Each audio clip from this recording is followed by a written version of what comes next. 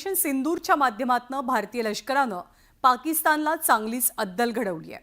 Operation सिंदूरनं पाकिस्तानला दिवसा उजेडात तारेही दाखवले। पहलगाम हल्ल्याचा बदला घेण्यासाठी भारतानं पाकिस्तानला धडा शिकवला। सध्या दोनही देशात शस्त्रसंधी झालेली असली तरी भारतानं पाकिस्तानचा खरा चेहरा जगासमोर उघड करण्यासाठी प्रयत्न सुरू केले।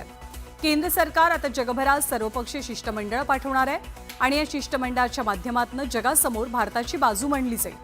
विशेष म्हणजे केंद्राच्या 7 शिष्टमंडळांपैकी 2 शिष्टमंडळांचं नेतृत्व महाराष्ट्रातल्या खासदारांकडे असेल।